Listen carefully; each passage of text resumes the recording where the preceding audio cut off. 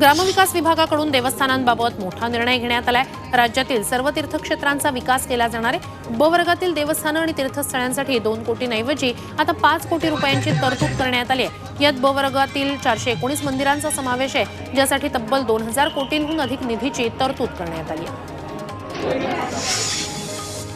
नाशिकच्या जामलेमध्ये आदिवासींचं कुलदैवत उन्हाबाळ आणि कंसरा माता यात्रा पार पडली आहे। यावेळी हजारो आदिवासी भाविकांनी हजेरी लावत उन्हाबाळाचं दर्शन घेतलं।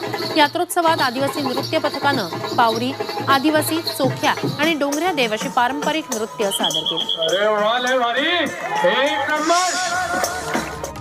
पुण्यातील खेडच्या कोयाळी गावात देवदानव युद्धाचा 2 दिवसीय यात्रा उत्सव सुरू आहे। यात्रेत ढोल ताशाच्या गजरात भानोबाच्या नावानं चांगभल्याचा पुकारा करत हाती काठ्या घेतलेला जमाव अचानक त्वेषानं देवाच्या अंगावर धावून जातो आणि क्षणातच अनेक जण धडाधड खाली कोसळतात। या यात्रेत देवदानव युद्धाचा हा थरार अमृत नोनी ऑर्थो प्लस, ये एक प्रूवन फॉर्मूला है। इसमें मौजूद नोनी फल के गुण और आयुर्वेदिक जड़ी बूटियां शरीर को जरूरी पोषक तत्व देने के साथ साथ हड्डियों और जोड़ों के घिसने, उनमें होने वाले सूजन और दर्द को रोकने में मदद करता है। दर्द मुक्त जीवन के लिए अमृत नोनी ऑर्थो प्लस पाहण्यासाठी मोठी गर्दी होते। अभिनेता शाहरुख खाननं शिर्डीत येऊन साईबाबांचं दर्शन घेतलंय। यावेळी त्याची मुलगीही उपस्थित होती। डंकी टीम सोबत तो साईंच्या दर्शनासाठी आला होता। सिनेमाच्या यशासाठी त्यानं साईंना साकडं घातलं। दिग्दर्शक राजकुमार हिरानी यांचा 120 कोटींचा हा बिग बजेट सिनेमा 22 डिसेंबरला रिलीज होतोय।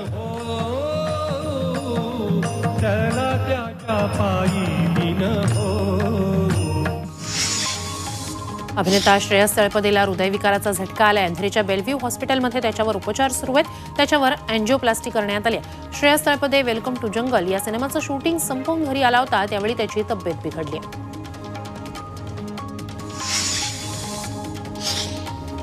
मुंबईत गालगुंड या विषाणूजन्य आजाराचे रुग्ण वाढतायत। गालगुंड झालेल्या रुग्णांच्या श्रवण यंत्रणेवर परिणाम झाल्याचंही दिसतंय। लहान मुलांमध्ये आढळणारा हा आजार आता प्रौढांनाही होत असल्याचं समोर आलंय। विषाणूचं म्युटेशन झाल्यामुळे आजाराची लक्षणं आणि परिणामही बदलले। पालघर जिल्ह्यातील चिंचणी समुद्रकिनारी स्टंट करताना कारचा अपघात झाला। कारचा मागचा टायर फुटून कार उलटली। या अपघातात चालक किरकोळ जखमी झालाय। या घटनेनंतर स्थानिक पोलिसांचं मात्र अशा घटनांकडे दुर्लक्ष होत असल्याचं दिसतंय, असा आरोप नागरिकांनी केला।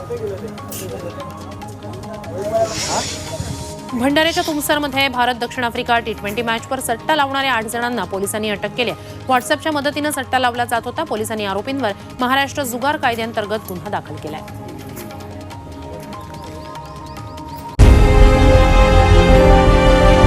विकासाचा ध्यास म्हणजे